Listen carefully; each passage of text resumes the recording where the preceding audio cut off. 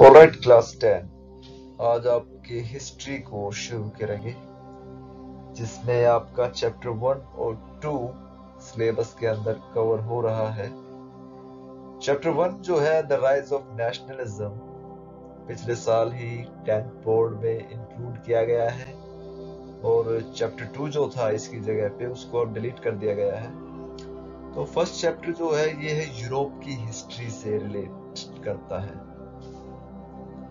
इसमें हम देखेंगे कि यूरोप में कैसे नेशनलिज्म की शुरुआत हुई और कैसे इसने पूरे यूरोप की पॉलिटिक्स को, राजनीति को बदल कर रख दिया। नेशनलिज्म इन यूरोप में जाने से पहले नेशनलिज्म क्या है ये देखना बहुत जरूरी है। तो आप लोगों के अंदर, सभी के अंदर ये स्पिरिट होती है कि वो एक नेशनल या किसी देश के साथ बिलोंग करते हैं और जब भी उस देश की बात आती है, जब भी उस देश से जुड़ी किसी भी चीज का जिक्र होता है तो हम अपने आप को उस देश के साथ रिलेट करना शुरू कर देते हैं। तो वो कोई भी चीज हो सकती है।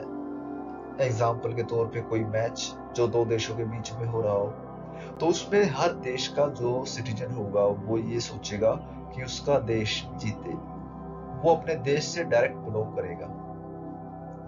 फिर वो भूल जाएगा कि वो किस स्टेट का है, किसी धर्म का है, किसी जाति का है। नहीं, वो सिर्फ अपने आप को उस देश का नागरिक देखेगा। तो यही नेशनलिज्म कहलाता है। हिंदी में अगर इसको कहें तो ये है राष्ट्रीयता। तो राष्ट्रीयता क्या है? It is a belief system which instil a sense of common identity among the members of a nation. ये एक ऐसा बिलीफ सिस्टम है, एक ऐसा विश्वास है जो सभी लोगों को एक होने का एहसास कराता है। National flag, national symbol, national anthem etc. play an important role in developing the strengthening the idea of nationalism. इसके अलावा हमारा तिरंगा, किसी भी देश का झंडा हो, चाहे किसी भी देश के सिंबल हो, राष्ट्रीय चिन्ह जिन्हें कहते हैं, नेशनल एंथम हमारा राष्ट्रगान, किसी भी देश का राष्ट्रगान, ये चीजें इस बिलीफ सिस्टम को बनाने में इंपॉर्टेंट रोल प्ले करती है। जब भी राष्ट्रगान बजता है तो भारत का हर नागरिक खड़ा हो जाता है। तो ये एक एकता की भावना को विकसित करने का काम करता है। जब कभी भी हमारे तिरंगे को हम देखते हैं तब हमारे मन में इंडियन, भारतीय होने का एहसास होता है। जब हम किसी राष्ट्रीय सिंबल को देखते हैं, किसी भी अशोक का पिलर या हमारा चक्र या हमारे लोटस का साइन, तो ये हमें एक भारतीय होने का एहसास दिलाता है और यही नेशनलिज्म है।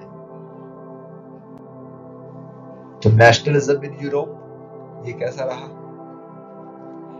The rise of nationalism in Europe initiated with the Spring of Nations in 1848.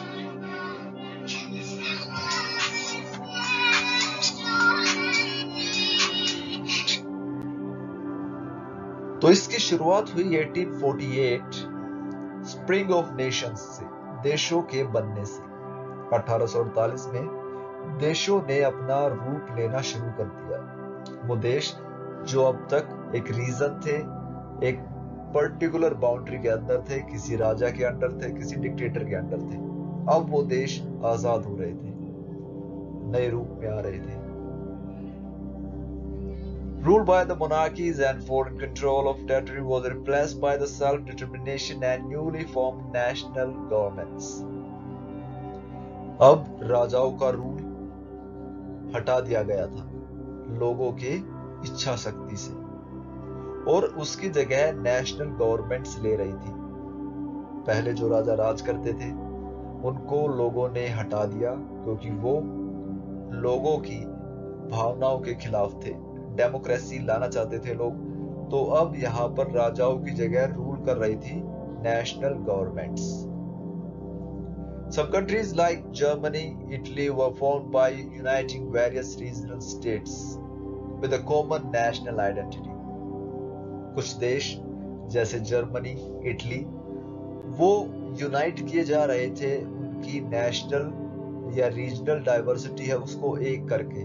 जैसे भारत में है मराठा हो महाराष्ट्र के, या फिर गुजरात के हो, या फिर साउथ के हो, सभी को मिलाकर एक देश बनाया गया भारत। इसी तरह जर्मनी को भी उसके रीजन्स को मिलाकर जर्मनी को एक नाम दिया गया, एक आकार दिया गया। इटली का भी यही हुआ।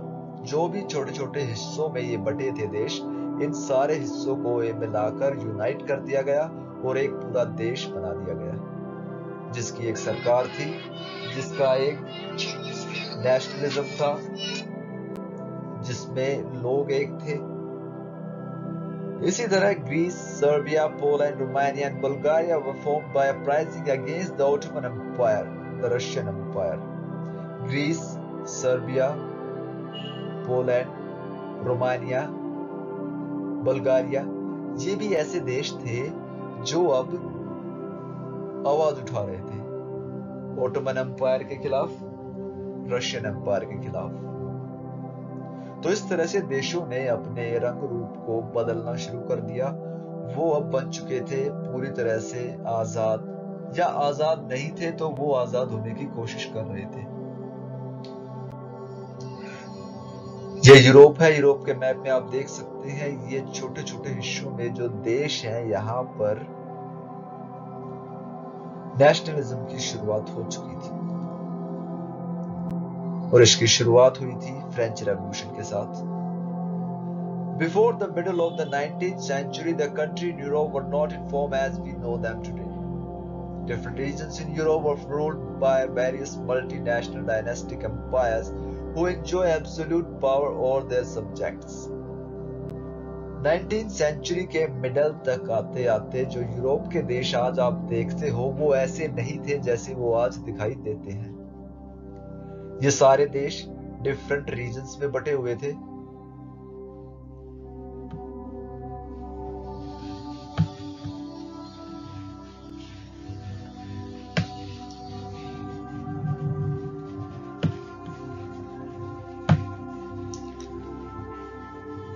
मल्टीनेशनल डायनेस्टिक एम्पायर थे। यहाँ पर हर रीजन में, हर हिस्से में अलग अलग एम्पायर था, अलग अलग डायनेस्टिक रूलिंग थी। वो जो एब्सोल्यूट थे, एब्सोल्यूट कहते हैं जो कोई भी जनता के प्रति जवाबदेह ना हो, जो अपनी मनमर्जी चलाए और जिसका शासन या रूलिंग अनजस्ट हो, उसे कहते हैं। Various technological and ensuing social changes help in developing the ideas of nationalism. The process of creation of nation states began in 1789 with the French Revolution.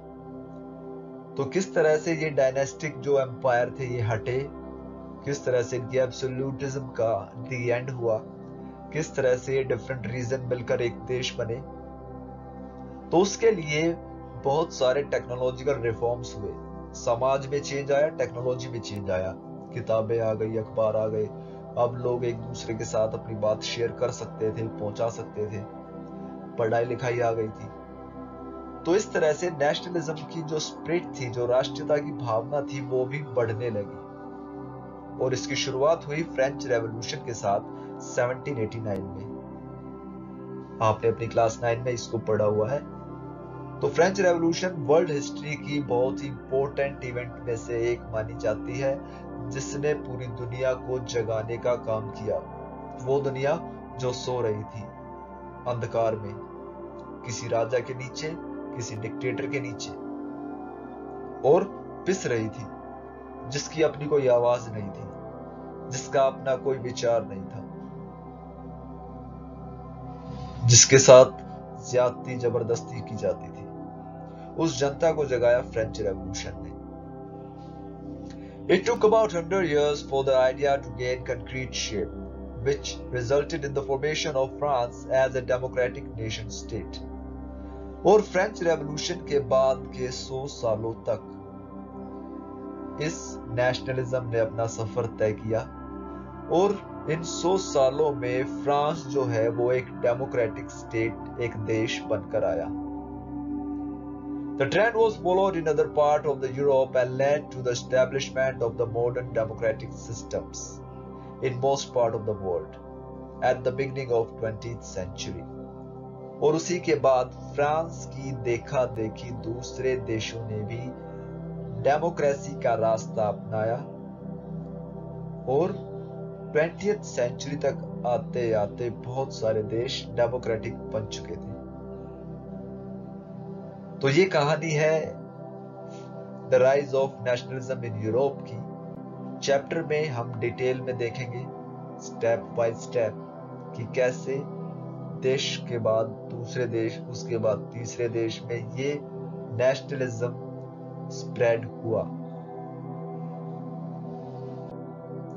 This is end of lecture 1. Stay tuned for the next. Thank you.